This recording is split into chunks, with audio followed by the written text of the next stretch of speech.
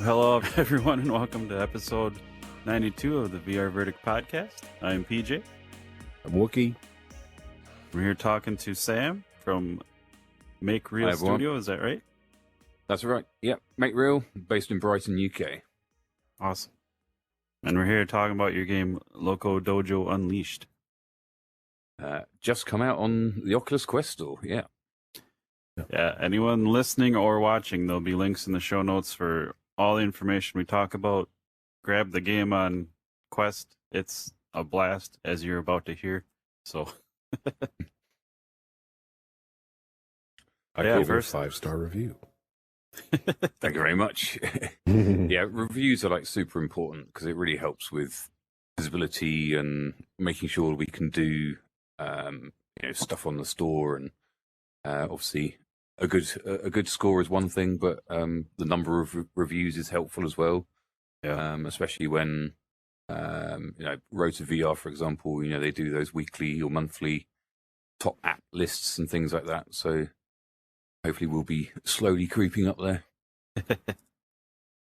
So for anyone listening, watching, doesn't know what Loco Dojo is, do you have any offense when people say it's Mario Party in VR?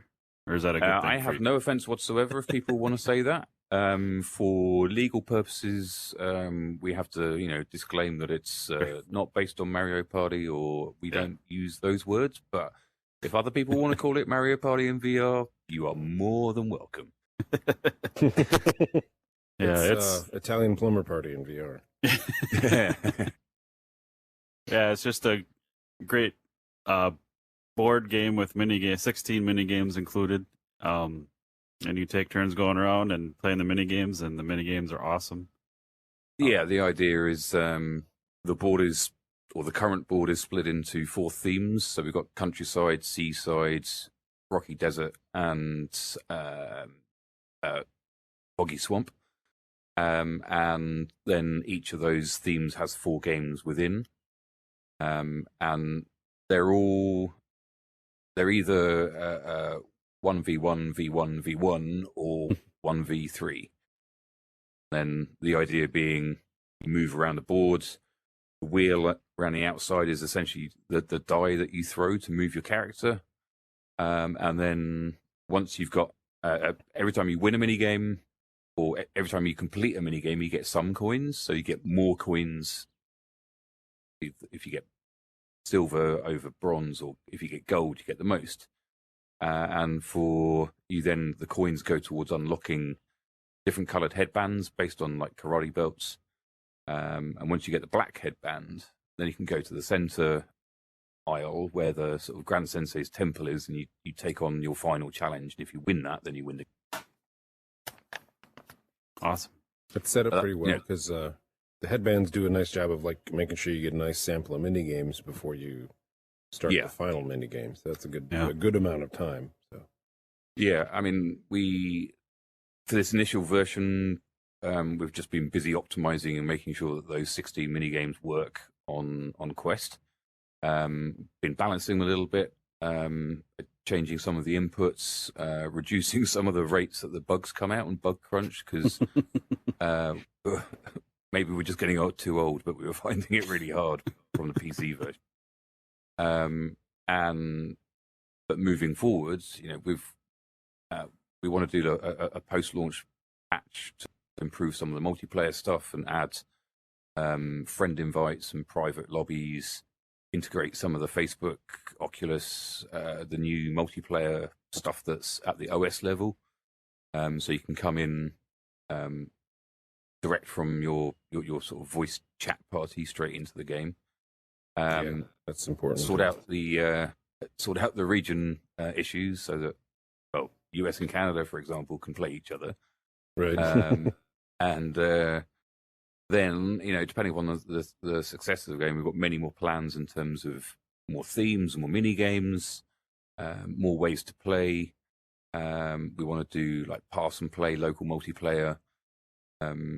but ultimately, we just have to weigh up the balance of how successful the game is, how much extra we spend on development, and it's that sort of chicken and egg scenario, really, for most devs. It happens, but it's a pretty solid game so far. Yeah. We're just, the main issue with all multiplayer games is just making sure that the community and the player base are there, so there's always a game for people to join. We don't want to be in that scenario where people are leaving bad reviews just because they can't find a game to play. So for launch week, we've hired people to be hosting games, so there are lobbies to join. And we'll be setting up like Oculus events, so timed events that appear in your mobile app in the calendar on the homepage for good times for the UK, for US, for Canada, for Australia, etc. To like, hey, we all join this event, then there's going to be people guaranteed to be online to play against. Yeah, that's good. That's a good smart way to do it. Yeah. I was curious. Oh, go ahead. I was say, this is one of the games like there is no single player component. You need multiplayer. So setting up events. Yeah, I mean, we added a single player mode for the PC version as the last minute, which is what became the solo challenge. So we've done some more work. There is more to do with in single player now. So we have solo challenge became the 10 trials test. Yeah. The same format. You get 10 spins. You have to get as many golds as possible to try and get the black headband. But we've now created Solo Dojo, which has a new table where rather than the dice number, you have each of the mini games, and you just spin the wheel to choose the mini game that you want to play, so you can practice and get good at it, or figure out how it works before you go into multiplayer. But we've put these into tiers, so quite a lot of arguments internally within the studio of like which one's easy to which one's hardest. So tier 1 is unlocked when you first go in, and if you get at least a bronze in each one, then you unlock the next tier. But then we added the 4 missing masks. The PC version had 8 masks, but they were all unlocked all the time. And the masks are based on the Chinese zodiac signs. So we locked 4, but then we added another 4.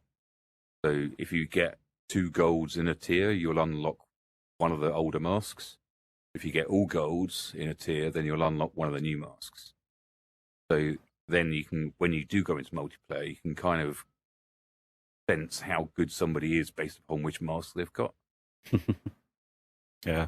It's got to be a tough balance with VR, like multiplayer, and you have the solo tournament, but it's, a multiplayer game, and multiplayer, like with numbers and stuff, it's got to be scary. But I always love that, like games like yours include a little solo thing that you can do and unlock masks and try it out and play it. Yeah. I mean, some of the games are actually quite different in single player as well. Sure. Or it allows you to practice the main of asymmetrical part when you become, the one that the other 3 are against. So it's like good practice for the temple. But like, for example, we added like the cactus cowboys in egg boxing that are trying to turn around and try and break your egg, because obviously you haven't got players. Yeah, and there's not much of a challenge. Well, I mean, it's still a bit of a challenge trying to carefully spoon the egg into the frying. But we wanted to add a bit more of a challenge. That was a crazy mini game too, because I couldn't get the egg. I think I got 1 or 2 in there on accident, but I was just having so much fun punching PJ's egg that, like, for the listeners, it's like the extendo boxing glove. Mm-hmm. You're like, what, a good 10 meters away from the other guy. You're just like trying to punch this giant egg, and like that's just the best. Like I was like, I was always critical, especially when their golden one comes out as well. Yes. I don't know what gold means. More points, you gotta go. That was fun. There is You could do it with the PC version, but with the tether, it's a bit more difficult. But yeah, with the Quest version, there is actually quite a hack. What I'm saying is that your mask has a collider on it, so you can probably work out the rest of the hack. Back to the wall. If the game didn't make me so frantic, I probably would have figured that out, because I'm like, I would have said like, oh, in the shark game, you can the meat splashes on the mask, therefore there's a collider. Yeah. I'm like, where else can I use this? But yeah, I mean, that's one of those funny things about VR is the differences of what gaming allows, where people are so used to pressing a button to perform an action. Yeah. When people were first playing Chum Gun, the shark one, they were like, what do I press to duck? And it's like, well, you just duck. And they're like, oh, right, yeah. Figured out the hardware playing like Pavlov when we first launched. Like, you do some stuff and then you're trying to reload and your brain stops, because in a first-person shooter, you're just like push and reload. You might already be behind some cover, but I'll just like shooting a gun and then I'll just be like, I got to reload. I'm just standing out in the open, like my brain is dead while I'm just doing this. Like, okay, and then I'm just getting shot. Like, oops. Yeah. Yeah, that, I mean, I've been in VR a lot, and it was the same when I played Loco Dojo on PC, 2 years ago. When that shark jumps out of the water and eats you, like, when you're not expecting, it's like, holy shit. Yeah, we quite a few screams in that game. We took some clips, right? And I didn't know they were going to jump. Like, I didn't even know what was going on in the minigame, because, again, frantic, like, my brain shut off. Like, I'm not realizing the things I could be using to my advantage. And sitting there shooting, and I don't know, the video didn't catch it, because BJ posted a clip, and I yelped, like, right. I don't know how to explain it. I was like, I could have been a full-on scream for all I know. Like a child. Because I was like, trying to do something, look over that, just like, my brain was like, look to your right, idiot, and there was teeth, and I didn't even realize that a shark was going to jump at me. I didn't read the thing. I was like, this looks fun, let's get going. Didn't read the thankfully this one's nailed to the wall. I won't scream it that way. We're quite safe today. It was a jump scare. It was good. Yeah. So, but we wanted to add audio warnings, but we found out the two tones from Jaws, like, they are copyrighted. Right, like different variations that were kind of similar and gave the same effects and sort of suggested what we were trying to achieve, but it just didn't really work. Feel like it. So definitely, one of the things we wanted to do is for Quest is that we got Brian Blessed back into the recording studio to record a lot more video to play during the game. So when a shark does come at you, he's now shouting, shark or shark. So. It's funny because like we first played the riding the pig game on the little plank bridge, and you got to swat it in the right spot to go, and it's like it's a perfect combination because you look over and try to swat it in the right spot, you're going to invariably move the carrot and run off the road. But then there's a game like that where like the announcer Brian Blessed keeps saying it, and it's like, I know, I can hear you, I'm just an idiot. And then when you play the shark game, I didn't even hear any of that at all. I didn't. Right. My brain did not pick up on him at all. It just got eaten a lot. Yeah, I think there's always more polish that can be done. And there's like a big long list of things we wanted to do for launch, and it's just like, right, we've just got to tackle the things that are going to have the biggest buck, bang for the buck and time. Because once you go into QA and the build gets locked down and you're ready for launch, you can't really do very much. Yeah. I mean, a bit more audio balance on some of the VO, but also the dynamic system we've created that triggers the audio based upon what you're doing in the game, whether you're doing well or bad, or whether it should help you or laugh at you. Oh yeah, I get you. That's a lot of games have that anyway. I'm just if I could hit the thing on the target, it wouldn't. Be a problem. but Pig Bridge, for example, it needs to maybe trigger it every 5th mishit or something, because at the moment it is spamming it quite frequently. It probably added to the fun. I don't know if I saw that clip on there, but I'm sitting there like, I know, I can hear you. While I'm trying to go, it's funny. Shut up. Yeah.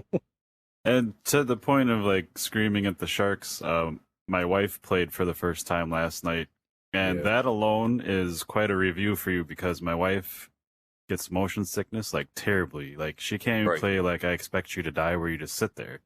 But she saw our clips, and I was explaining the game. She's like, I want to play that. So we played it last night. I took a video. I haven't got it edited yet. But the sausage bat, I can't remember the name of the game, but where the bats come at you. Way of the Sausage. Yeah. Yeah. Awesome. She was just screaming because they look like Lego bats, like she said, and they're, but they still, like, she's not played a lot of VR, so she was just losing her shit. It was awesome. I was losing my shit. I was first saying I want to play that game is an awesome review for you. That's so great. You know that. Yeah, she wants to play again. The whole round. That's one of the things that we wanted to achieve with the game is that it appeals to everyone. Yeah. Young, old, male, female, etc. We want VR to be fun and people to want to have that sense of fun and sort of stupidity. Losing that consciousness of maybe thinking they look goofy wearing the headset, but get in, and then have some crazy fun. So, and I have to thank you because I've been trying to tell her like how to baby step getting used to VR, and she'll get nauseous and headaches so bad she doesn't care.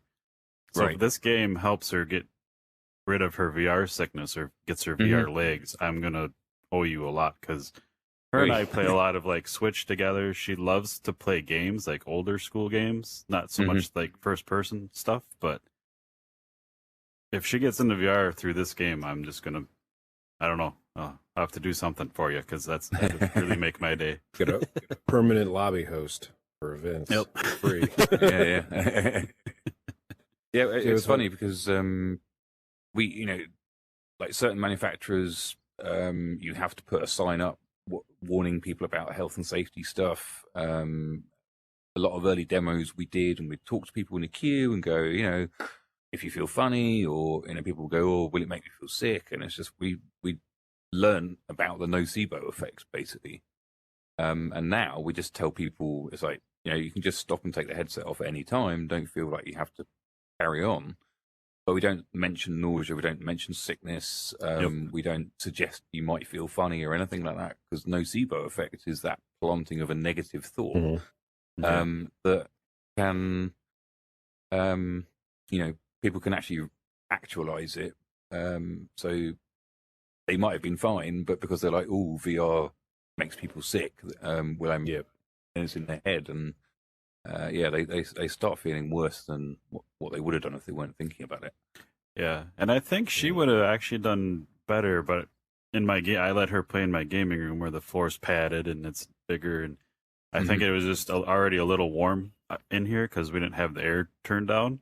So I think if the air was colder, she might have actually done even better. So right, but that's neat that you guys noticed that for two reasons: A, to help players and not plant that seed in their head, but also whether it's in VR or flat gaming, just to get into a game, all those freaking pop-ups, it's like, yeah, we know all of this. I don't want to see it, and especially in VR when you're like in a headset, you're like, you don't need all those extra screens, so I'm glad you don't have to include them. Yeah. I mean, that was from very early on. We wanted to make your fists fly off and be the selector. Fist of Fury style, smashing the board. It kind of like that was a very very early vision and implementation.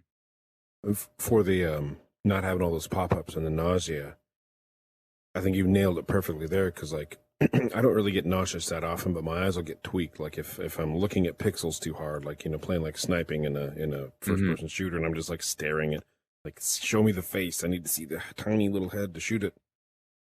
Games like I forgot one racing game. Like it had a really nice logo that was the loading screen, but it was too like crispy on the edges. Just when the logo pops up, it would tweak my eyes out, and I would I'd have to shut my eyes when loading that game. But your guys, you don't have all those pop-ups plus the logo in yours. Somehow it's like perfect, smooth, and I was like, the first thing I noticed was like, thankfully I can look at a loading logo and not be off on the wrong foot. So it's like, this is going to be good. Yeah, well, that was another thing that we did. We changed, and when we do go back and revisit the PC version at some point in the future, we notice it now because when we fire up the PC version, because our logo colors are the grey and the green, usually on a off-white background, but actually loading up in like a bright white space in VR is quite unpleasant.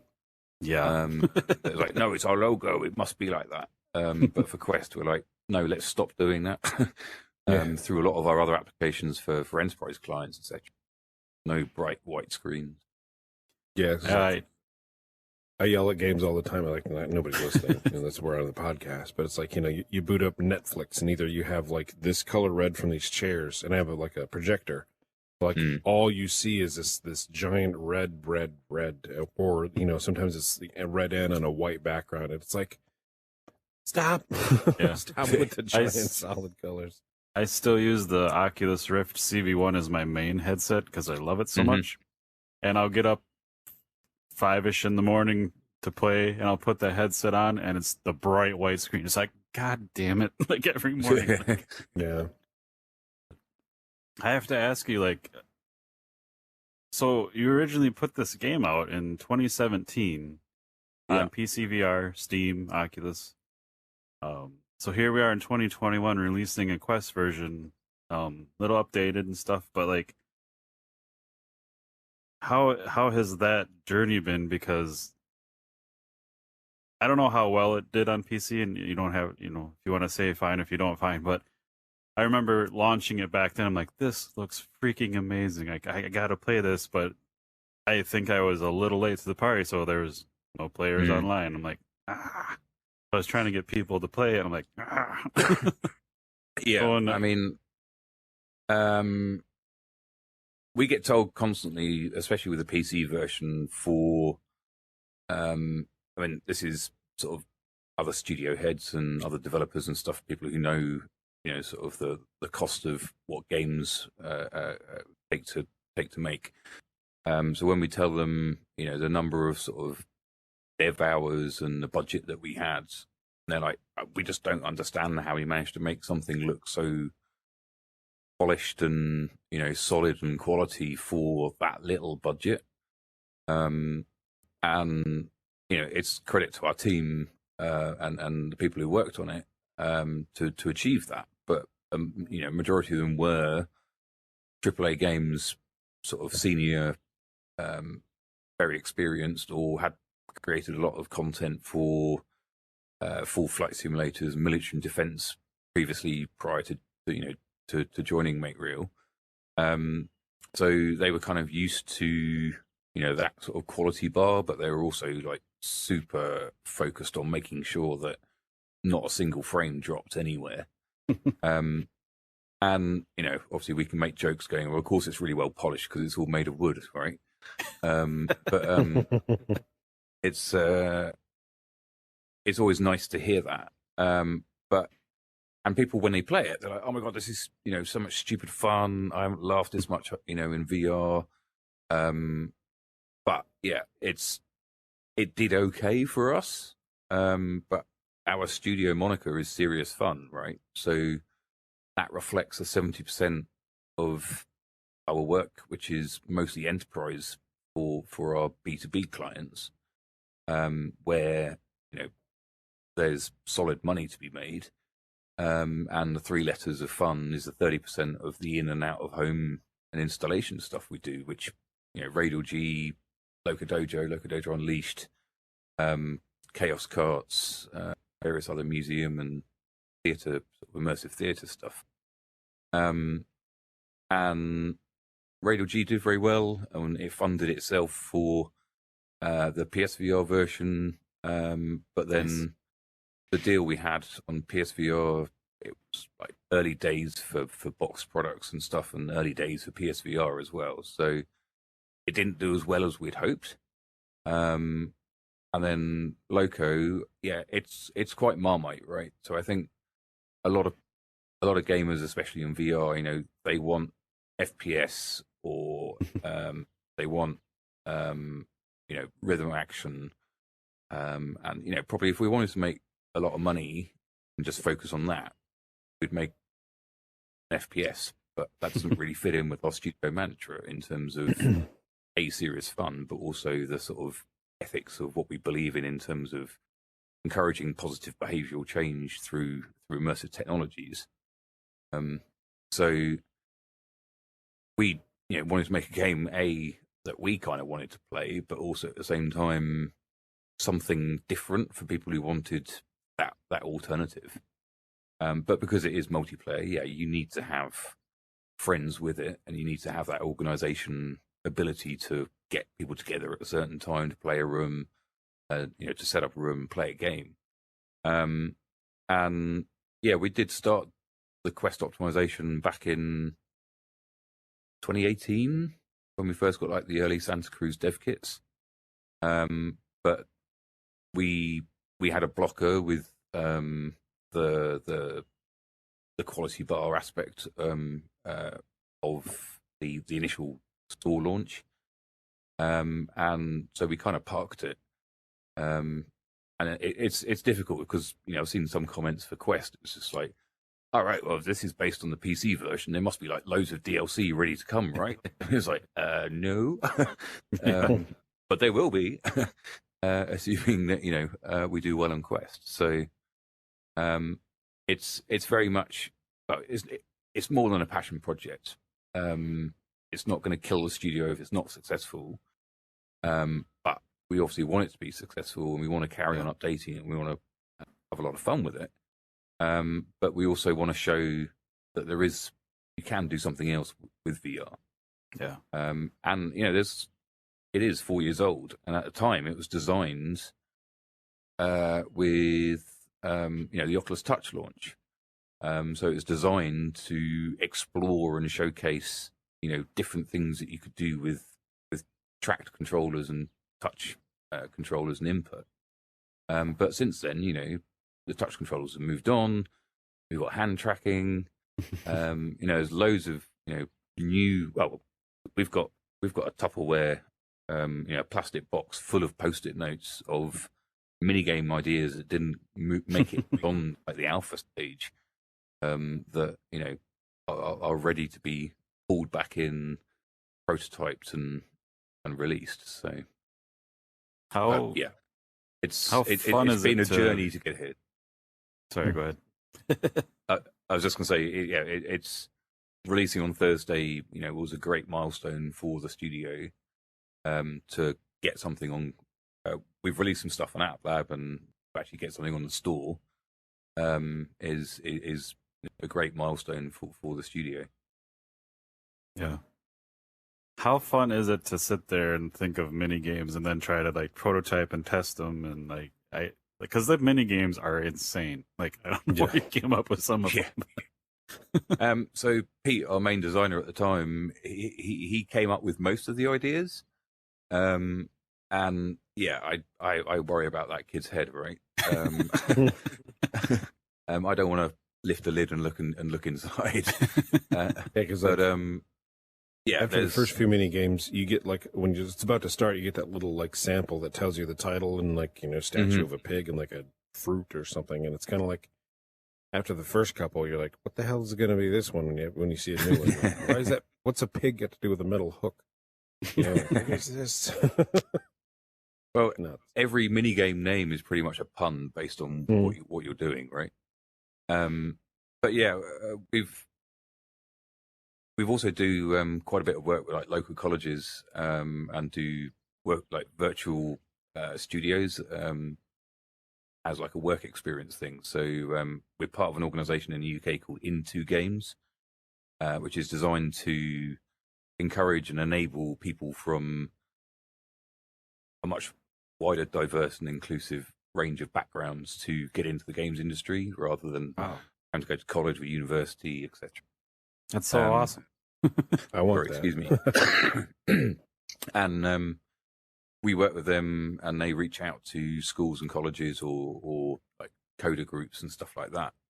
So one of the briefs that we always give them is like, we're making Loco Dojo 2. Design us a new theme and a mini game. And we've had some brilliant ideas. So and seen some great prototypes from them. So yeah, it's it's not just a cheap way for us to generate new content, because there's still a lot of practice and polish that needs to go into those, but it helps as well, with a younger set of designers, and they're actually, they think is fun. So yeah, be looking forward to hopefully implementing some of those in the future, and obviously giving them proper credit. Awesome. I'm so glad to hear like there's plans, because I love the game. I think it's fun. Just looking at stuff like the assets in the booth here is just, I don't know what it is, but it's just pleasing to look at. I like it. There's a charm to the art style, Yeah. and it's like you said, you don't know how you did such a good job with such, what modest budget, and you had some really good people, but there's something to be said where like even like a simple theme or simple style, it's almost like when you try to draw like an anime face, like how do the anime artists or manga artists know how to put like that line right there in that perfect form? Yeah. And it's one line, and that should be easy, but it's like a million hours of practice. But like even when I first saw the little whale with his fins like on the board, on the big playboard, and I was like, I love the art style, because like it's like perfect. Everything's simple and it's right where it needs to be to get the point across, and it's cute. I was like, I could just stare at the board game table all day. There's little things in the art that I still notice now that the artists have put in, that I hadn't realised, and it took me about 2 years to realise that the whale had a crown on top of his head, because he's the Prince of Wales. Nice. Yeah, that would have took me a long time from now. Completely went out, flew over my head, missed it. But then there's stupid little things as well. So when we were preparing the model of Grand Sensei for, because originally, well, actually, Oculus Home still runs on Rift, right? You can, when you play the game, if you get certain achievements, you unlock custom items that you can then, you get the daily presence thing. So you can unlock these items to have in your home, in your Rift home. And I hadn't realised, but Grand Sensei, under his butt, he's got a butt. But you just can't see it because the cloud's in the way. Yeah. So you can get his butt in your house? Yeah. That's awesome. I can't remember which achievements it is you have to unlock to get the assets. But yeah, they do animate. So like the chef, the cactus chef, he's got the golden slice of corn rotates around him and his tongue waggles. Grand Sensei flaps his arms, and then the shark in the sort of Billy Bass wall mount style, he'll like flap out mouth. Just need to attach some audio to him singing or something. Yeah. Or have like a button where you can push it and then record your own. Yeah. You could market that and make like a product. I'd put that shark in there if I could. Carmack recently suggested that, some kind of social home environment that, you can go into in Quest, unlike, like an app or whatever, could be coming soon. So hopefully those customizable objects, they're still configured within Loco Dojo Unleashed. Hopefully, they will just transport across. Yeah, that was one of the things when we first got into VR that I just loved, having that little space. You could do whatever you wanted. You could like have a little cartridge system, grab the game, put it in, and launch the game for everyone. Like, that was just the neatest stuff. Now the Quest is great as it is, but it's just menu based. Yeah, because the Go had a similar sort of like home environment. You could play like little simple board games and stuff. Yeah. They really need to sort something out like that. So hopefully, hopefully there'll be some kind of announcement at Facebook next month. And back to the credit of Wookie was saying how, you were mentioning how everything ran smooth and all that. But so I initially played Loco Dojo Unleashed on the Quest 2, and then my wife was expressing interest, so I'm like, I think it might work on both headsets because I have a Quest 1, Quest 2. Like, let me go try it out, and I got it work. I'm like, sweet, it's gonna work.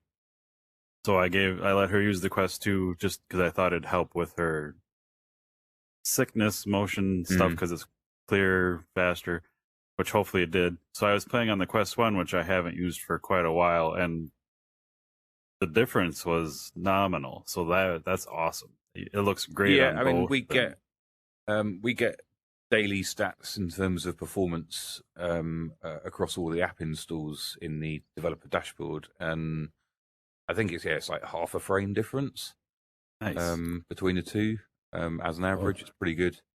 But we used the Quest 1 as like our min spec or baseline, and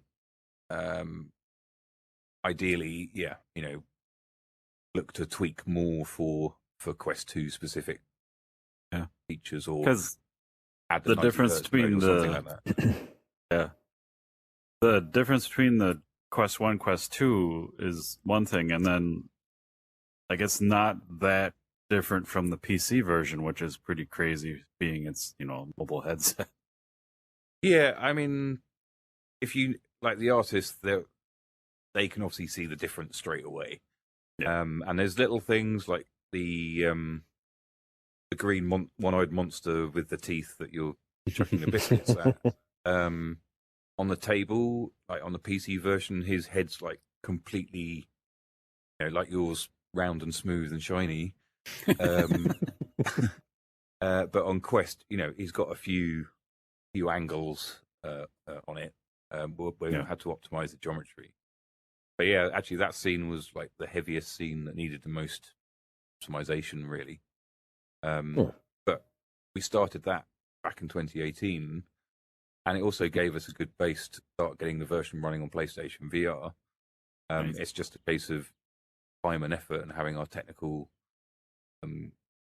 developer sort of finalize, because the multiplayer is always the tricky bit, because the amount of physics going on for you, but also showing what you're doing to each other player and tracking and the position of every biscuit for every player, etc.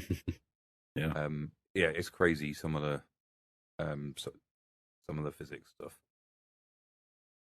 But then it is more like fixing things that didn't work or didn't correlate across.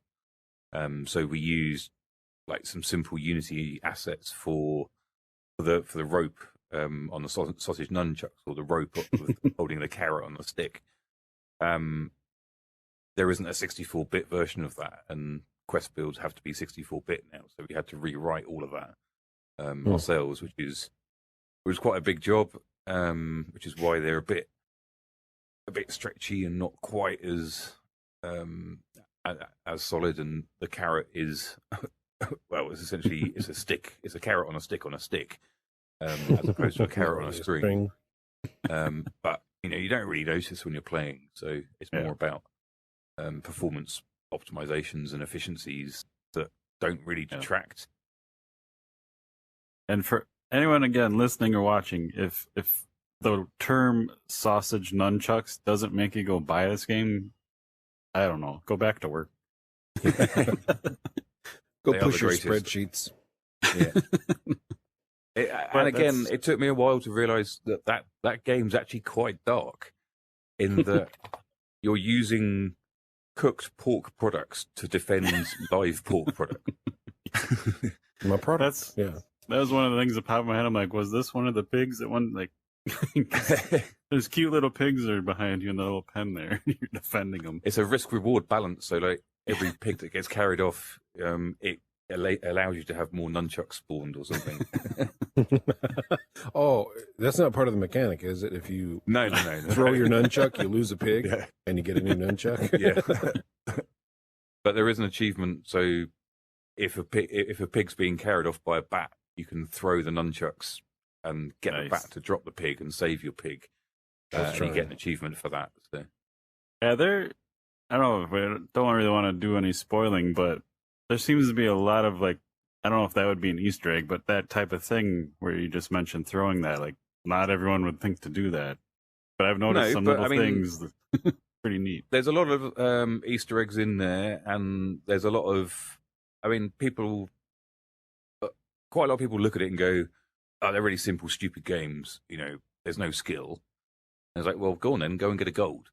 But then all the hints and all the clues are there. You've just got to look for them.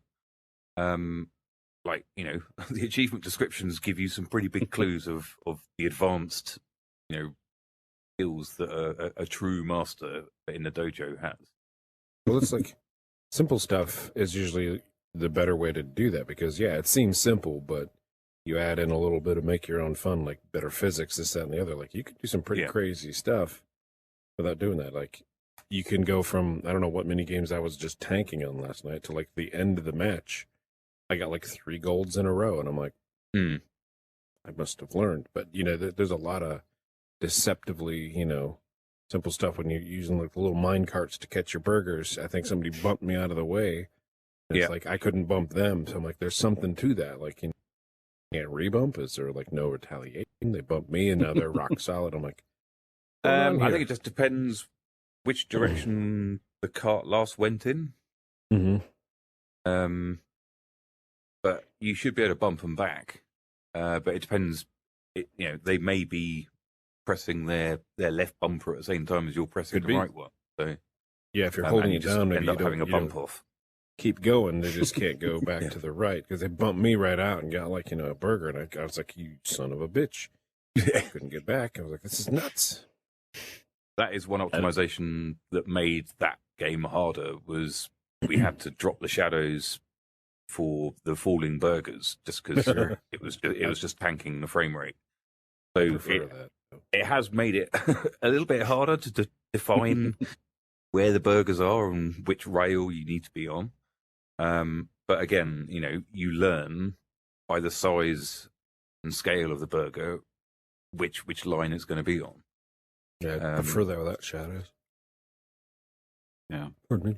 This game always makes me hungry for burgers.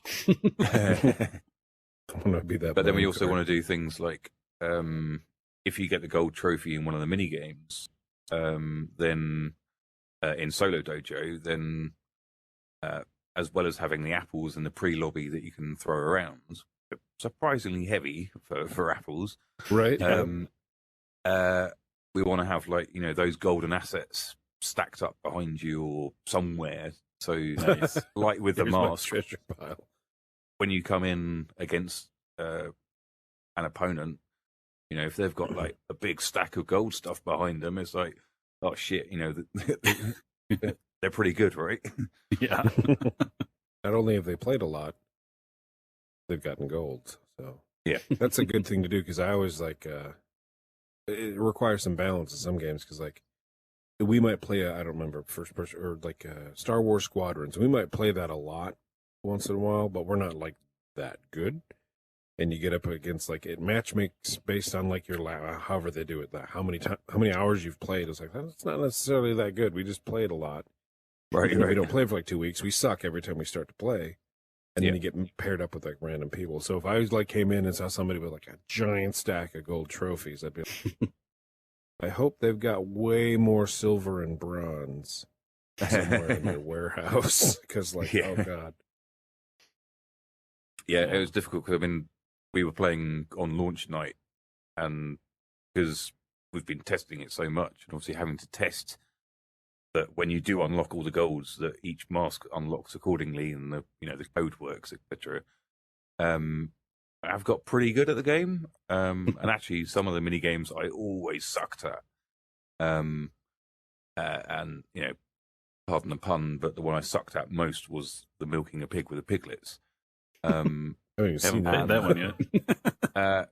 So you've got a sow in front of you, and at the start of the game, it's quite weird, and your wife will probably freak out because the pig teats kind of pop out at you, and then you've got to put piglets on them to fill the piglets up with milk. And the piglets are designed; they look like a piglet, but down the side they've got like a like a baby bottle kind of with the markers on, and then you can see the milk filling up, and they slowly expand or lengthen. Like a tick. And then Gross. you pick them off, and then you pat their bums to sort of squeeze all the milk out into the urn. And I could not do it. It's like I could do one piglet at a time. I could just about, get it off before it had too much milk. Their legs wiggle, and you grab it, and then if you miss it, like they pop off and fly around the room like a soda bottle, like a fire hose. And I just couldn't get it. But I then realised it's just like timing of putting 4 on and making sure you're always getting different pigs, because greedy pigs drink slower. Once you can't just quit spam the same piglet, and then it's just like a manic case of quickly getting them off and popping them in, and then putting the next 4 on. And but, that makes them like they're not just simple stupid mini games. You put simple things like that in there, like the timing, like if greedy pigs drink quicker, and you have strategies where like how many, like what order and like how soon you put the pigs on, then you realize one's going to drink quicker. You could try to put 4 pigs on and stagger them by your own timing and think you got it made. And then based on how fast they drink, you could come up with the same result and they all pop off at the same time. Yeah. Like that's the stuff that's like genius, because makes it replayable. And there's a few people who said, oh, well, the single player isn't very good. And it's like, well, no, it's practice, because you're going to have a lot more fun. It's fun in multiplayer, but when you're playing against people who know how to play, then it gets really competitive fun. Yeah. And it's not fun when you're really good and everybody else is still learning. So like Thursday night, I was holding it back and trying to play as badly as possible, so I wasn't always getting gold. But that was it. We designed it in terms of the input, the actions, everything you do. It's one button, it's one movement generally. Really simple to pick up and play, but tricky to master. Yeah, and I love as the Grand Sensei says in the trailer. And I love how it's not just like you're doing a mini game and you're all doing the same thing. I love how it's like you said in the start, like 1v1, v1, or sometimes it's 3 against 1, or like it's just it mixes it up depending on who rolled and whatever.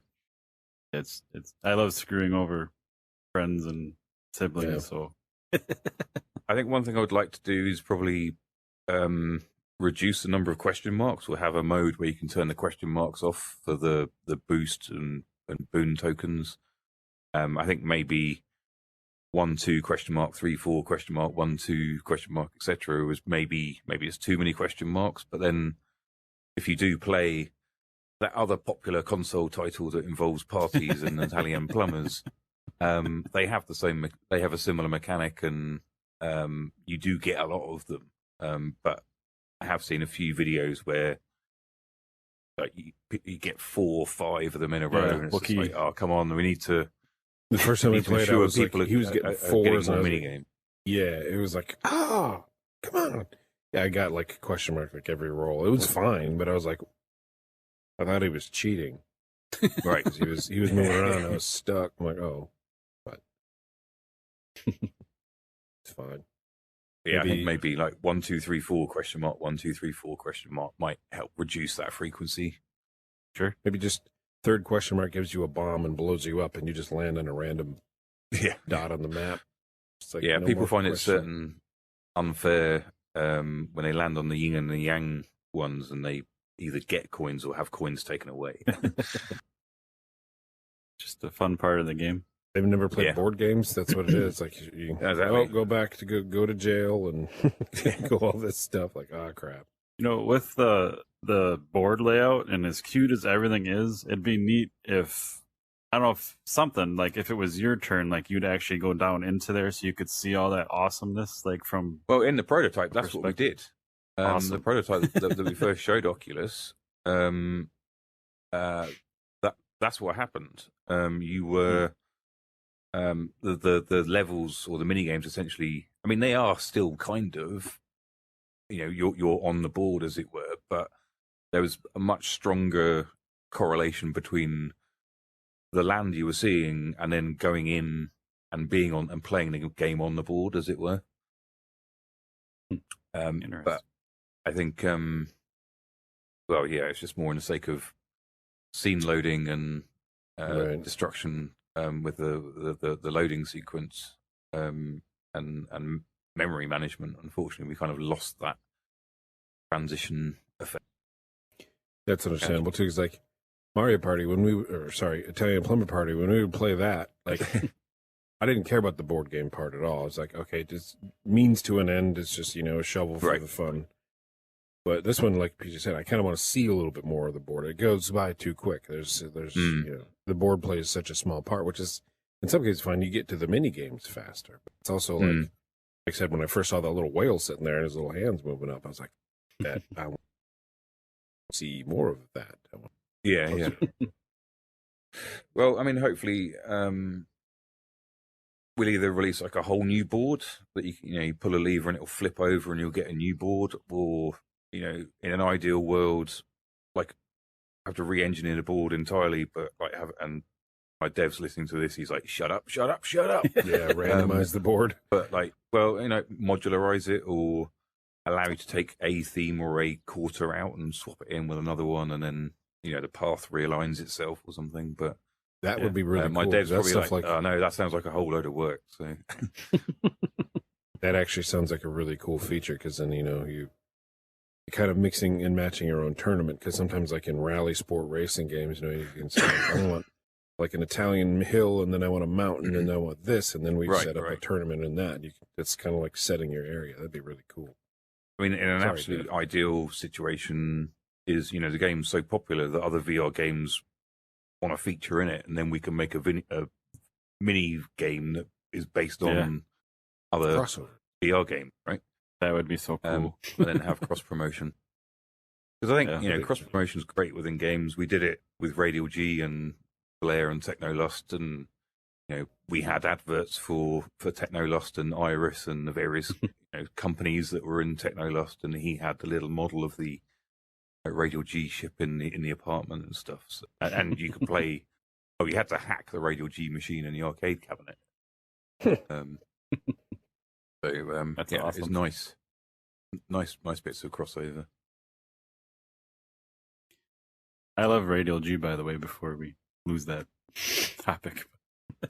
Well, that's what taught us a lot about rock solid frame rates and stability and comfort, and learning when to not tell people it might make them feel sick, because a lot of people just looked at the video or saw we were waiting in the queue, watching people waiting to have their turn. They're just like, oh my god, that's gonna make me hurl. Yeah. And it's just like I confidently can tell you, there's a 99% chance that it won't.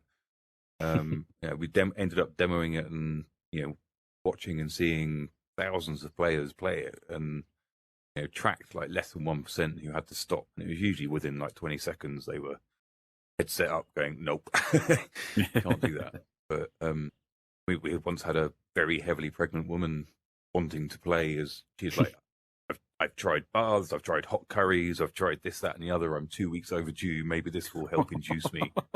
Like, can you sign something, or can I not let you do this? Wow. Well, did it work? No. That's another thing, that just playing the game and seeing your tweets and talking, like you at least you, but I'm assuming your team too, have a wicked sense of humor. Like, my favorite tweet of yours recently was like, I was like, hey, how's launch going? And you just put the poop emoji, pants, and an exclamation point. I fucking laughed so hard. Well, yeah, I mean, to be honest, it's taken until today to feel elated about launch. It's kind of been coming or not, or definitely happening for so many years, essentially. And then it was all the stress and organization and, reaching out to content creators and the press and trying to making sure you've got coverage and gameplay and stuff out there, and last minute issues like cross region suddenly not working for some goddamn I don't know whatever the reason is, but and and then, unlike Steam, you've handed your build over, you've handed your baby over to somebody else, and you're entirely reliant upon them pushing the buttons at the right time and your pages update. So it's it's not like Steam where you're in charge and you have the big green button and you click it and then it goes live. And obviously, with lockdown and changing from being a bums on seats altogether studio to a remote studio, we had people on Zoom and we were chatting at the time, sort of leading up to 6:00, and it's just kind of like, has the store page, has it gone from coming soon to new and noteworthy? And then people are going, oh, it hasn't changed for me. And I was like, well, it's changed for me. Look, here's a screenshot. I've already tweeted it. Go, and then playing a game and meeting fresh players who are just getting into it. It took until today really to sort of go, holy shit, it's out. This is awesome. The numbers are good. People are playing. The reviews are good. Awesome. Everyone seems to be majoritively happy. We know what we need to do, and we're working towards that post-launch patch to get it out in a couple of weeks' time, and then we can actually start to relax and start thinking about all this other stuff we wanted to do. When are we going to do it, and how are we going to do it, and who's going to do it? Because we're like a small studio. There's 35 of us, I think, now. But in terms of people who worked on Loco Dojo, we had like one developer, one artist, one designer, me doing everything non-creative or technical with all the sort of press and PR and sorting out the publication and the production side of things. A PM and our production assistant was sort of doing a lot of the testing. But we like to make sure that everyone's included on the credits.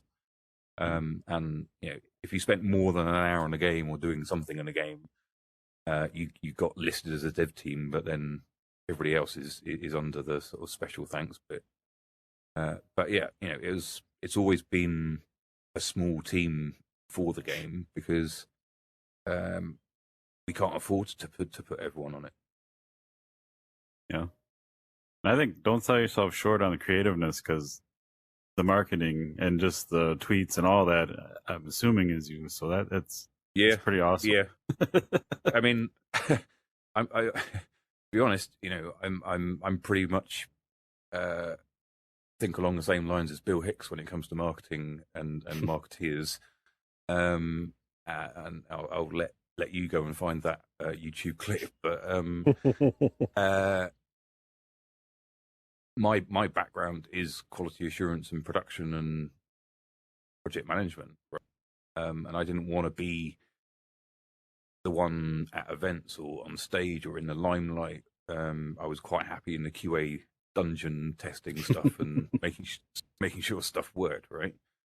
But with Radial G, when we suddenly went from event booth attraction thing for China to, wow, this is actually really popular and really good, we should make it into a game. Having to then quickly learn like really guerrilla style how to do marketing and how to PR for games, but it also comes from, as you say, we do have a pretty good strong sense of humor, I think, in the studio. We are very older people would say woke, but we're very aware of the boundaries of humor. But at the same time, it's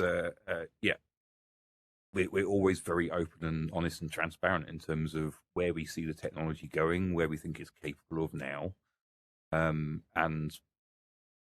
passing that through to our clients. So, there's no point trying to missell VR because there's enough hype and there's enough disappointing experiences. I have to remember that it's more likely than not, whatever it is that you've built is going to be somebody's first time experience. And if it puts them off VR, then you've kind of lost them forever. So yeah, unfortunately, that comes across with our marketing and all of our external comms, mostly because it's all me, but at the same time, I really despise bullshit. And I'd much rather people have that honest sort of truth of the situation rather than wrapping it up and trying to put a cherry on it or sugarcoating stuff. Yeah. And you're pretty clear on that. I really appreciated your saying, hey, we have a thick skin. Tell us what's wrong. Tell us what you don't like. All that stuff. Like, we want to hear it. So I think it's a great thing. Well, helpful. We can't, we had a marketing budget, and it was more of a marketing budget than Loco Dojo and Radial G. And, that's one of the things we learned was like, yeah, there's development budget, but we've also got to set some aside and actually spend money on marketing, right? So a lot of that went into the trailer, because the first trailer for Loco Dojo on PC was us. And we just, it's an okay trailer, but, our artist skills are 3D, not video. Yeah. So it's like, right, let's actually pay, a proper trailer company to make a decent trailer, right? But again, that's one of the things that came off the list that we want to put in is that mixed reality support and improving alternative cameras and stuff like that for viewers, but also for content creators to make better looking videos and stuff. Yeah. Yeah, that's the one thing with the Quest. It's so freaking hard to stream and do a good job, where PC is so easy, and it's just right. Yeah, I mean, our first sort of main non-gaming product or tool is purely based around that, right? Because a lot of our enterprise work, when we were deploying into and doing demos and doing events, it's easy with a tethered headset because you've got the mirror on the PC monitor, right? Yep. And as soon as we switched to standalone, all of our clients were like, can't see what's going on in the headset. And these are like training facilitators, and they're doing training apps and stuff. And they're like, we need to see what they're doing. If they get stuck, we like, you have to sort of second guess. And I know our apps really well, so I can tell from the audio where they are and what they're doing and what they should be seeing and what they should be doing. So I can kind of guide them through. But we created this tool called Skill Shield that essentially lets you cast from the headset to a laptop app. But then it also uses the webcam of the laptop to video the person in the headset. But then it also has all of the learning objectives being ticked off as they're actually doing it. But it's designed to work over offline Wi-Fi, because an enterprise, we could just use a Google Chromecast, or we could just cast to the browser using the Quest tools. But Chromecast works by creating a temporary private YouTube channel, and most enterprises block YouTube, so it doesn't work. Or they block all internet, so it can't go out and back in again. So we sell our Skill Shield tool for our training apps with a laptop and with Wi-Fi 6, non-internet Wi-Fi point, basically. Nice. But yeah, purely to solve that problem of not being able to see what people were doing in their headset. Yeah, I had that same thing with my wife last night when she put the headset on. I could still hear it, so I'm like, yep, hit this, hit that, hit that. Right. Yeah. I mean, all of my TVs are at home are, I've got Chromecast on them. It's fine. But yeah, it's not always easy to get it on. So yeah. Well, I'm glad to hear launch is going well. I'm always surprised. Like, I reach out to different devs or teams, like, hey, I know your game's coming out here. Like, you want to go before or after? I know the week of is stressful, so I was kind of surprised. You're like, yeah, let's do it. I appreciate it, by the way. But I know how stressful it is. So thank you for having me on. Yeah, anytime. And I thought I'd rather come on afterwards because then we can talk about the launch process and, I mean, if it had gone terribly wrong, maybe I would have cancelled. But, but I think, back on that sort of honesty and openness thing, I think even if it had gone terrible, I would have said that. Not in a piteous, please go and buy the game and make it less terrible. But, anyway, go and buy the game, right? But the more people who have it, the more people playing, then everyone's going to be happy and you'll have a much better experience. Yeah. And one of the main things to me was we were just talking with the VR Trend magazine guys, and it's like not just VR but other games. You sometimes you run across a gem, but the multiplayer lobbies are just empty. So it's like as time goes on, how do we foster communities that everyone picks up that good old classic game that got them into VR, right?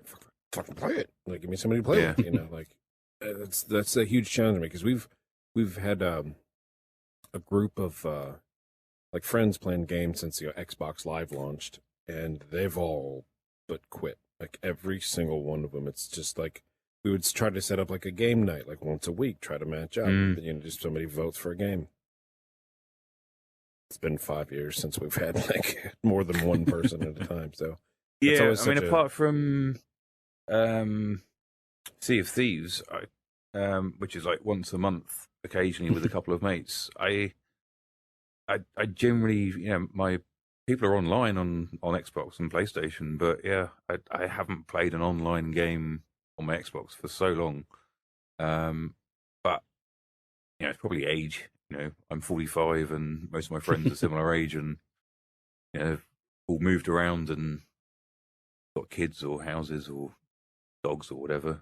But I thought that lockdown might have picked it up a bit more. We tried doing a lot more online board gaming. But yeah, just clicking on a monitor isn't quite the same as sitting around a table in a pub with a beer playing board games, which is how we normally do it. But then Tabletop Simulator supports VR, so it's all right. But it's been a while since I've tried it, but it was pretty clunky, and I was the only one in VR, so everyone else was kind of weirding out a bit. Yeah, we thought about it. I think they might have removed the assets, but playing that Witcher Gwent card game in Tabletop Simulator, I was kind of gearing up to do that, and I think the Witcher team was like, "Hey, we're going to actually launch a Gwent game. Can you guys not allow that?" Yeah. I was like, well. But then we've obviously got native board game VR apps now. So, I mean, Catan's really nice. Heard about that. Neverboard's just come out, right? Supporting simpler games at the moment, but hopefully they'll look to bring in bigger, games that I want to play anyway. Right. Euro games and, as we call them, Ameritrash, etc.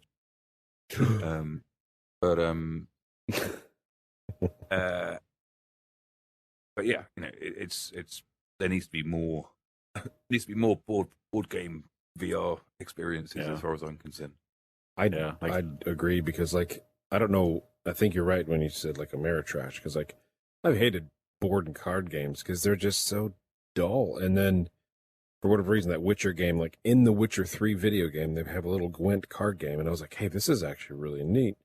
And since then, I've just poked around and found there are actually really cool board and card games. What was it, Scythe? I think board game. Scythe, yeah. Plays like a video game. We played that once at PJ's house, and I was like, holy crap, this is the most well thought out thing I've ever seen. It's just perfect. Yeah. Why doesn't more people know about that stuff? I don't know. How do you get the word out, build a community around that crap?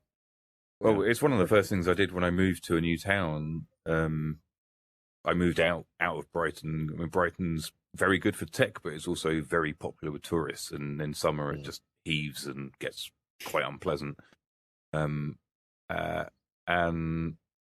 getting older, it's like, right, I want more things like a garden and countryside and access to space and fewer people around, etc. Especially if they're drunk or on drugs or hen and stag parties, etc. So when I moved to a smaller town, I was just like, right, most people my age have got kids and don't go out. How do I meet? How do I meet people? So I found like the local forum, and I was just like, hey, I like board games. Anybody want to start a board game club and meet in pubs and drink beer and play board games? And we've got like 20 regular people now who come along every couple of weeks, and there's like journalists and authors and doctors and postal workers and all kinds of all walks of life, but we're pulled together and have a great time through this connection of loving a good game, really. Nice. Yeah, I think I need to do something like that, but then pandemic, and I just generally hate people. Well, sitting there like, I wish I'd have somebody to like do this with, and then never see them again. But like that doesn't work. Yeah, I mean, we did a camp. That was pretty good. All went. Well, it was like posh camping. We all had like wooden huts and big bell tents and stoves and stuff. It wasn't particularly hard. But big fires and vats of chili, and then played Werewolf. That's a pretty good game, like social deduction game. That's in VR as well, actually. I don't know how that works because I think our friend Fizzy brought that. Yeah, once we're trying to guess who the werewolf is, and you have like,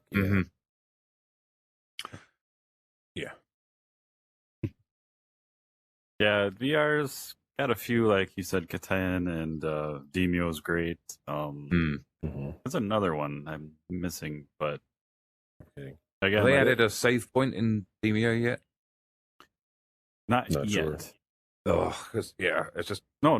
They did. They haven't enabled nice. cross like cloud saves yet, but there is a save point, I believe, in the weapon part. Like that's great because like the zen of like picking up the piece and seeing all the detail, like it's almost kind of what I would want from like what I was talking about. Like I don't feel as connected to the board game portion of Loco Dojo as like, you kind of did to the Italian plumber party, and it was kind of like I don't want it, but here I want to pick up stuff and like look at it. The zen of like having a board game like I don't think I played Catan or anything in VR, but I played Demio. We played with Tommy Palm. And I totally tanked that party. I got us killed real bad.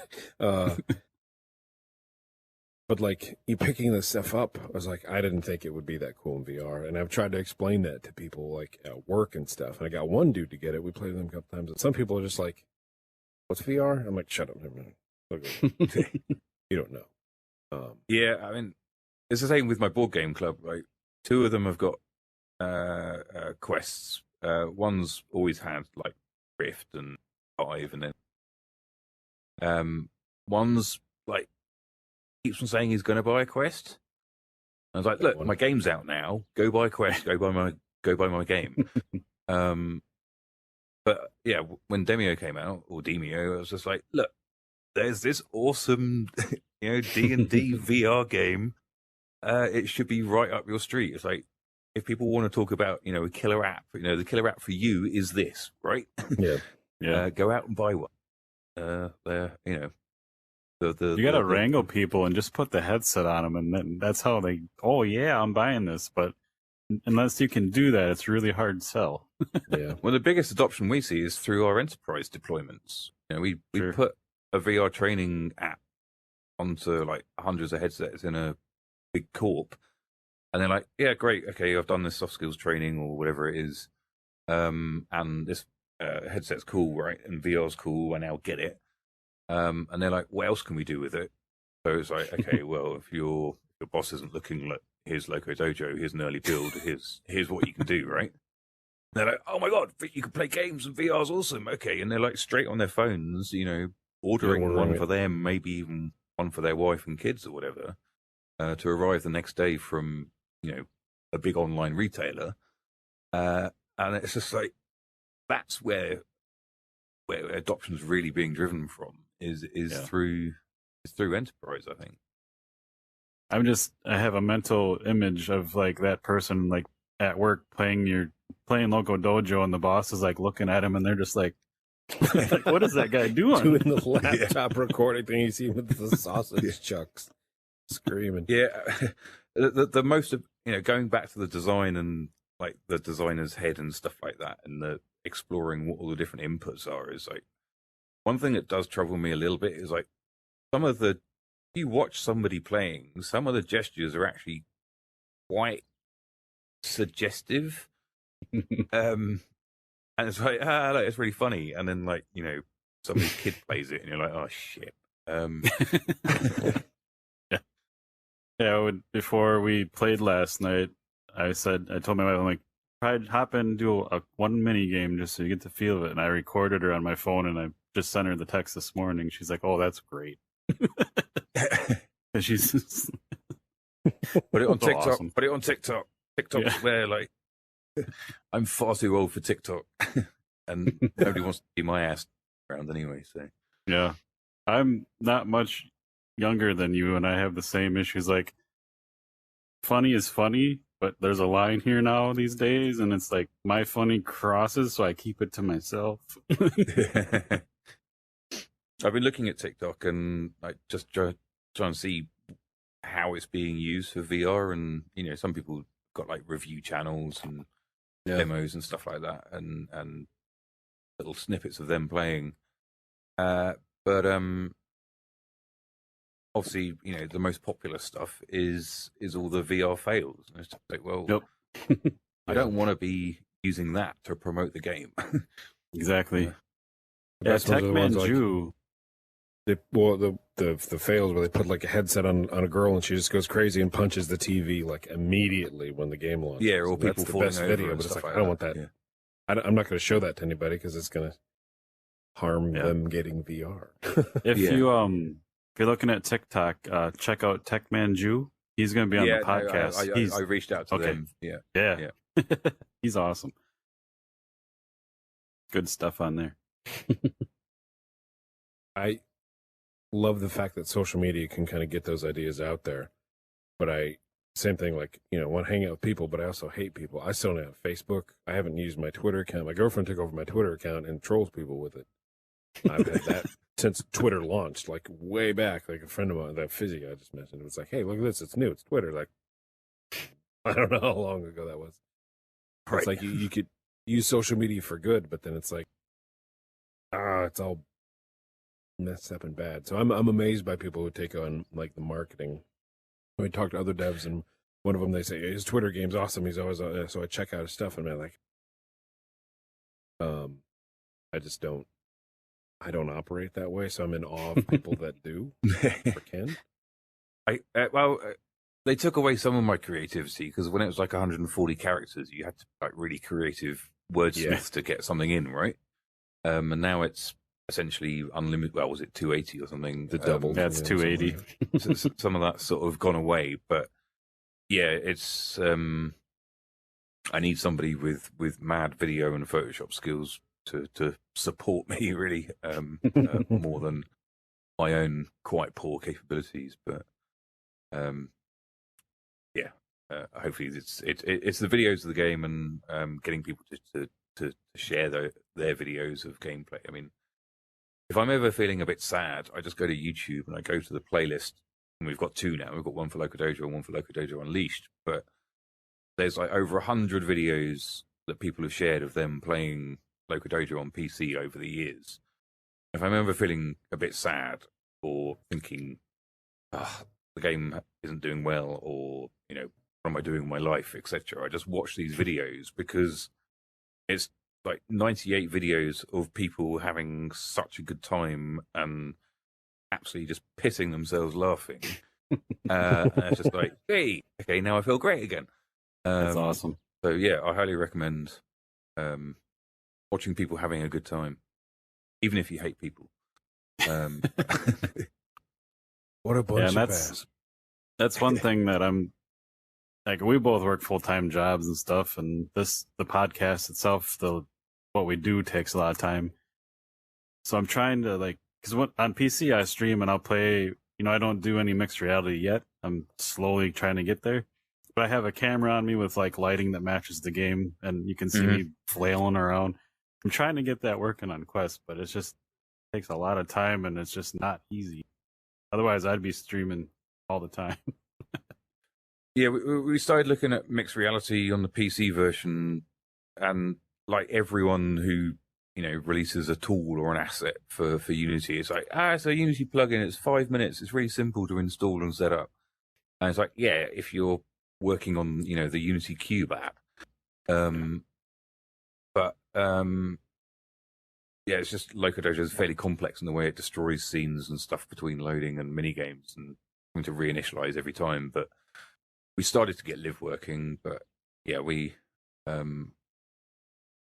it's definitely something that I want to see happen sooner rather than later for the Quest version, is getting the Quest mixed reality support in to allow people make better videos. Yeah, I have right on the edge of trying live. Adam Bombbody's she's been on the podcast. She's come on in a couple weeks. She just got a job there, so I have a lot of questions for her. But yeah. Did you just mean to scoot across the table? Because it looks like you're trying to. Yeah. No, I'm in my chair and my screen. All right, you kind of drifted over towards me as if we were about to embrace. Yeah, you sat right in his lap. Yeah, after about an hour, you start to get wonky in the app sometimes. Not sure why, but. Well, before we wrap up, and is there anything we didn't get to talk about that you wanted to, or? No, I think we've covered a fairly wide range of topics around Loco and VR and us as a studio in general. Yeah, we could keep going, but I always try to make sure we're respecting the guest time. So you're probably let me out of here, But I adore the game. I've loved it since the PC version. I'm so glad it's on Quest and more accessible now, and more people playing it anyway. I just, like we said, from the art style and the mini games, I hope it does awesome, and you guys are able to continually add content. And I thank you, man. That game is fun. No, thank you. I mean, that kind of feedback and people enjoying it is the reason why we do it, right? And it's really good to be able to step back and be humble about what it is that you've achieved, and seeing people enjoying playing it and loving it is the whole reason. So it's it means a whole great deal to us when people say that. So. Yeah, and thank you very much. If Grumpy Man Wookie here can enjoy it, it's a good thing. The hell is that? No, actually, I'm weird about games because I'll just get annoyed because I can't do something. Like if we'll play first-person shooters, I don't give a crap about most things. I'm trying to do something stupid and I'll die 10 times trying to pull it off. And when I do pull it off, I'm like, nothing else matters. I'm like, yeah. But when things break down and I can't make it happen, I get annoyed. So frantic mini games like this, when I'm trying to hook the pig and it just falls off the hook and I can't tell why. I'm sitting there going and it's not that I'm not having fun. I'm like, I hate this, but I'm having fun. 10 minutes after we're playing, what's that? That's down to the network physics. Is it? Yeah, the hooking the hog. So if you do it slowly and carefully, then the network physics are good enough to ensure that everyone can see you hooking the hog. But if you whip it up, I think I'm then freaking out. Skips the center space. Yeah, that makes perfect sense now because I'm looking over there. PJ's got a whole little pen full of pigs, and I've got 2. I'm like, I don't care if I got a gold one; it doesn't matter. But I'll freak out, and then 10 minutes later, I'm like, God, that was a blast. But you got to get Zen in a dojo. Yeah, I got to control. But the funny thing was, I don't know if it was last night we were playing or the other night. But I sit there just, have my little mini explosions to myself while, freaking out, trying to probably hook a pig. My girlfriend was talking to her sister on her phone, and her sister was like, what the hell is that noise? She's like, oh, he's playing, what is the game, Loco Dojo? She's like, I'm going to have to check that out. And I don't know what it was about me just, having a shit fit with myself because I couldn't. I'm sitting there like, ah! maybe when the shark ate me, I don't know when it was, and I was just screaming. She's like, I got to play that. And I'm like, what about me made you want it? But I get it. It's super fun. Like, I left the 5-star review. I'm like, you guys got to play this minigame. Yeah. And I can't wait to edit the video from last night with my wife playing, because she was just screaming and hollering. It was just so fun. Like, many props. Forward to it. You guys are doing great. And it's, I want you to, I want to make you happy, Wookie, and the things like the seagulls, and when you throw the apple, or when you fists, it's always annoyed me that in the menu, sort of the opening area, there's a seagull up there, and he's like really judgy. He turns around and looks at you, and I like the number of times I've shot a fist at him, and he just like, we just like at least just make him get up and flap and land somewhere else. Yeah, like those little things of making things a bit more interactive that everyone loves in VR. But like even these coffee cups, etc. Can't pick these up. But how did you know I wanted to like? Is like throw an apple at the seagull, and I nailed one right through the face after the heavy apples. Yeah, like, he didn't even move. I'm like, I must kill you. This is a thing now. It was on video. Oh, was it me? I'm like, fuck you. But yeah, the first night before launch, and we were gonna test it out.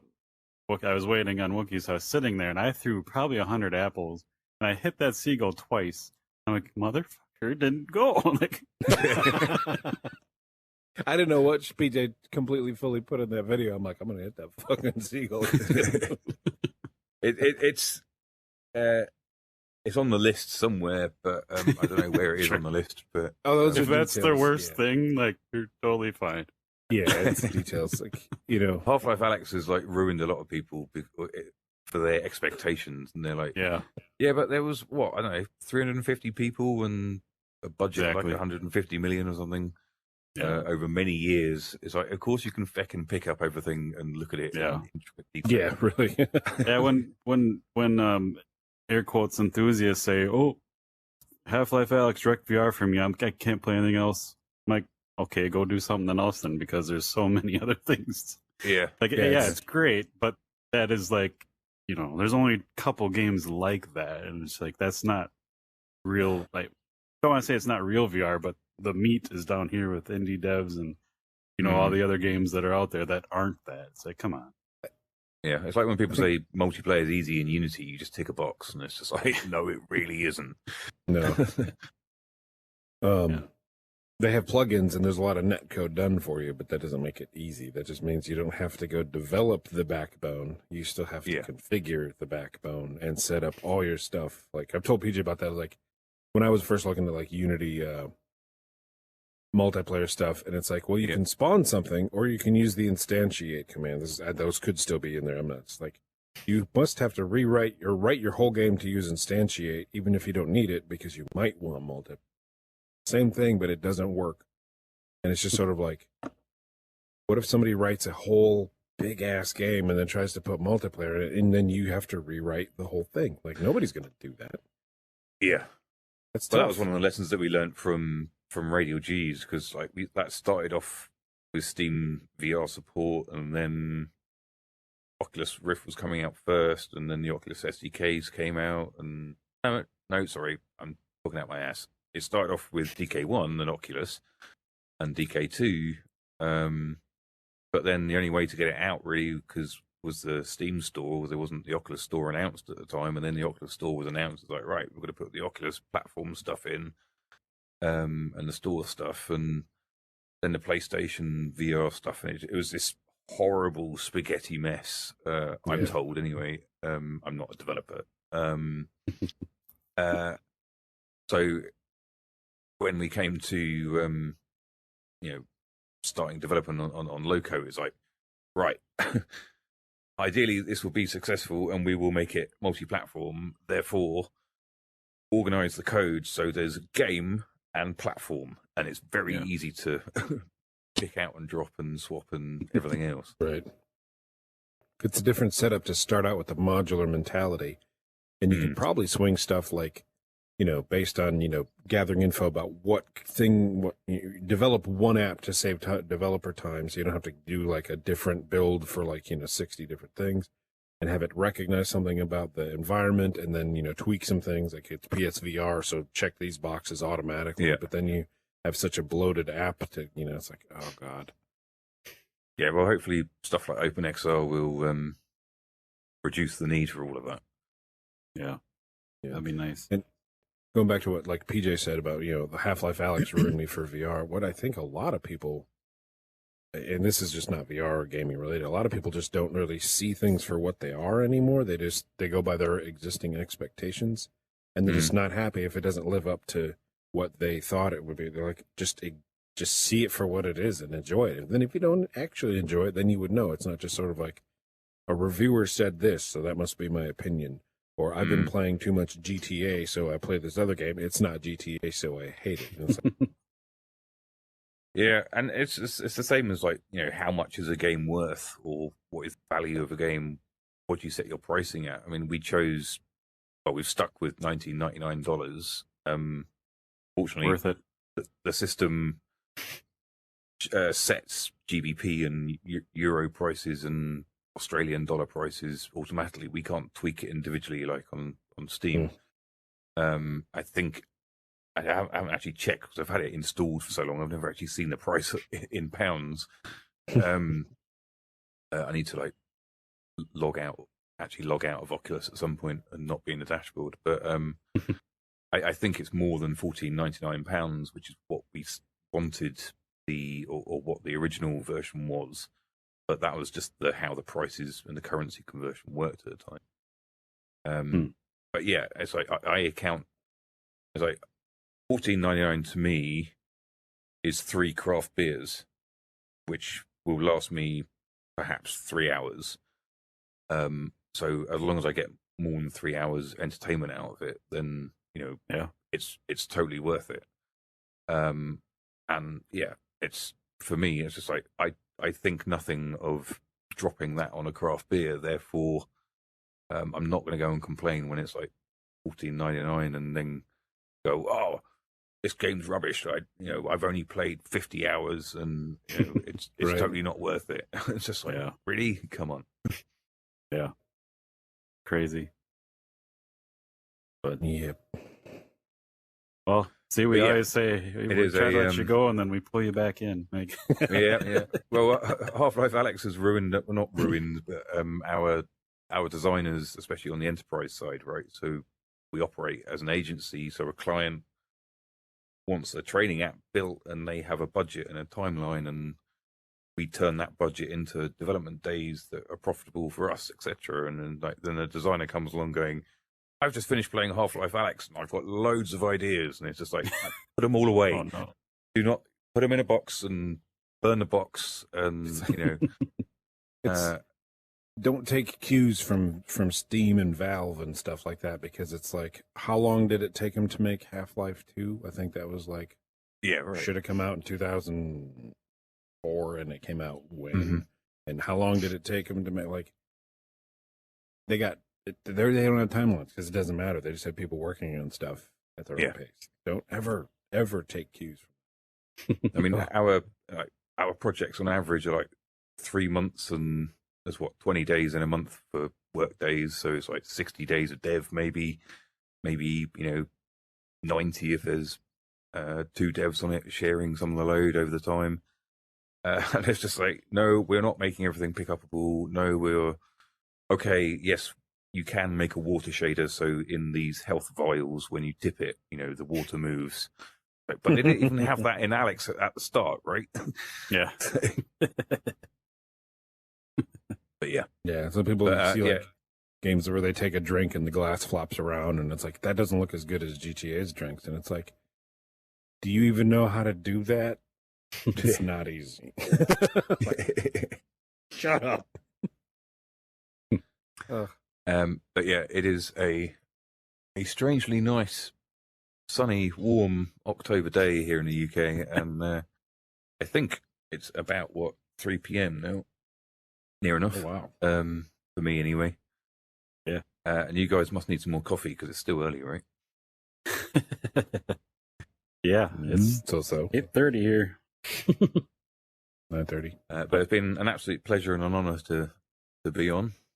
Oh, pleasure is ours, man. Like, thanks for your time and the game. And, you know, if you ever have content and want to come back, or even like